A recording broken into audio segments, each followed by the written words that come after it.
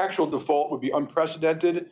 The things we know that it would do are very bad, and it could be potentially far worse. The effects would be cascading. So day one would be bad, but the cascading effects in the ensuing weeks could go anywhere from a recession to a complete catastrophe. That, for the folks, global is economy. Jamie Dimon telling President Joe Biden what would happen if America defaulted on their debt. Hey guys, Small Cap Steve here. Today I want to talk about the debt ceiling. I figured it would be worth taking 10 minutes of your time to explain it to you so that when these conversations about the debt ceiling keep popping up every 2 years, you understand the leverage that both sides have on each other, the tools that they can use to get around each other, and ultimately what it would mean if the US were not to raise the debt ceiling and defaulted on their debt. Okay, so let's get into it. On January 19th, the U.S. Treasury announced they hit the U.S. debt ceiling.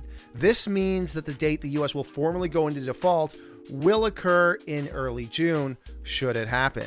The debt ceiling is the total amount of money the U.S. government can borrow by issuing bonds backed by themselves.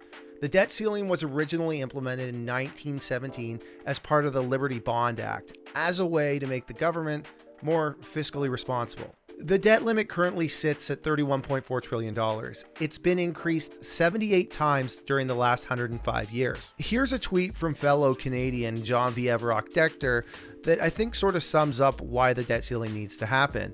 She says, "Would you invest in this business? Total debt, 31 trillion, assets, 4.8 trillion, annual revenue, 4.9 trillion, annual income, a $1.4 trillion loss. This is the US government." So when you see this tweet, if you're anything like I am, it's got to make you go, okay, well, this is like a business that has negative cash flow. What does that usually mean for shareholders?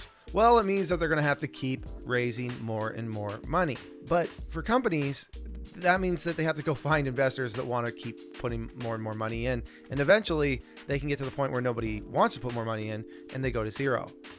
Well, the US doesn't have to worry about that right now because they can print their own money and buy their own debt. And that is really what this whole debate is about. U.S. Treasury Secretary Janet Yellen recently repeated remarks encouraging Congress to lift the limit. On January 13th, she sent a letter to House Speaker Kevin McCarthy saying that it's critical that Congress act in a timely manner to increase or suspend the debt limit, while suggesting that a failure to do so will cause irreparable harm to the U.S. economy, the livelihoods of all Americans, and global financial stability. Republicans are notorious for holding up the passage of a limit increase as a bargaining chip to slide budget cuts into the bill. Now that they control the House, it's expected that they're going to use this issue as leverage. Okay, so Republicans are putting together a plan that will refocus the use of government funds. They're calling it debt prioritization. They are expected to unveil this whole plan in March. So we scoured the internet for information on what this plan might look like, and we couldn't find much. What we do know is that it's anticipated that this plan will tell the U.S. Treasury to continue to make certain payments once it reaches the ceiling, while ignoring other payments. Now, of course, the White House is calling this plan a recipe for economic catastrophe. It's unclear if this would result in a short-term default, but it's unclear what they would suggest cutting, though this sounds like a much bigger debate that would have to be held than just agreeing to raise the debt ceiling or agreeing to just make other cuts. Yellen recently said that the Treasury will have to take extraordinary measures, and even with these measures, the U.S. will only have a few months to pass the limit increase, or they will hit the X date by early June. The X date is the date when the U.S. formally goes into default. It's when the federal government can no longer meet all its obligations in full and on time. Previously, the Bipartisan Policy Center said that the 2023 debt ceiling would be hit no earlier than the third quarter of 2023. So we can kind of see how the debt is sort of snowballed from when that was written basically 18 months ago. So let's talk about these extraordinary measures that Yellen's going to have to take.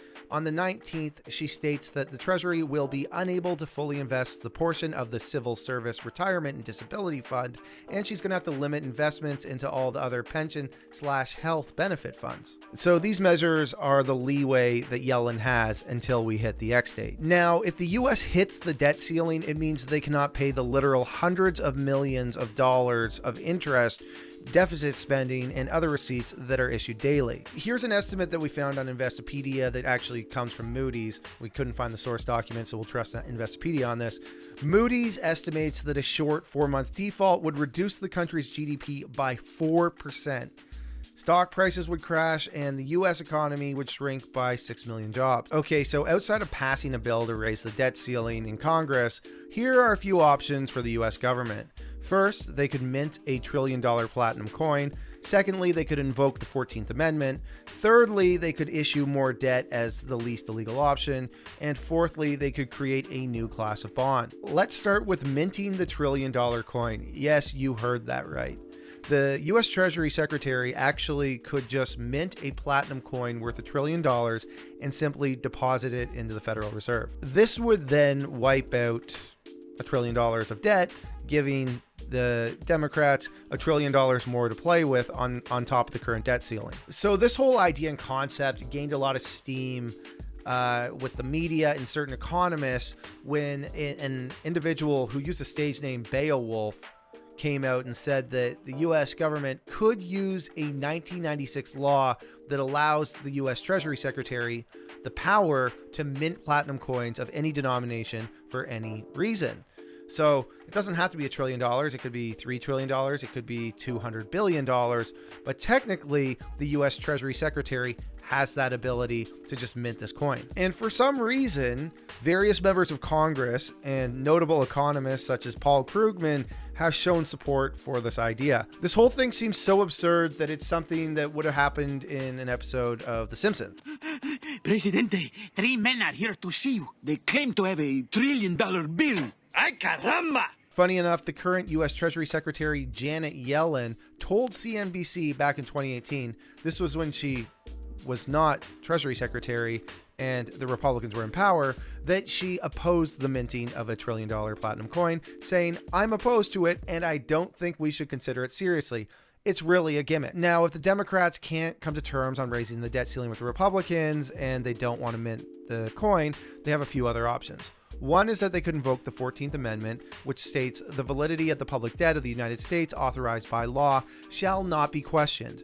This means that President Biden could call the debt ceiling unconstitutional. And then we got a couple law professors, Neil Buchanan from University of Florida and Michael Dorff from Cornell, who have argued in a series of papers that respecting Congress's taxing and spending powers while ignoring the debt limit is the least unconstitutional option. So it should be fine to breach the limit if they have to breach something. And then we have a fourth option, which comes from Duke law professor Stephen Schwartz, who proposes getting around the debt ceiling by having the Treasury Department create a special purpose entity to issue new securities.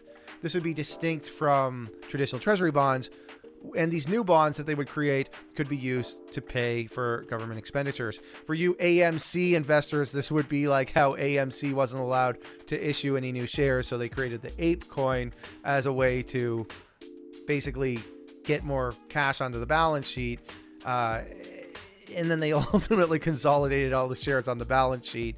But there are technical ways that a securities professor can find around getting around the situation by just creating a new type of bond, I suppose. Well, here you have it. Stephen Schwartz from Duke got it all figured out. All right, guys, please let me know what you think in the comments section. Have the GOP and Democrats gotten so divided that we could actually see a default here? Or do you think that this debate is just a huge waste of time and the U.S. government is just going to continue to print money and take on debt to the moon?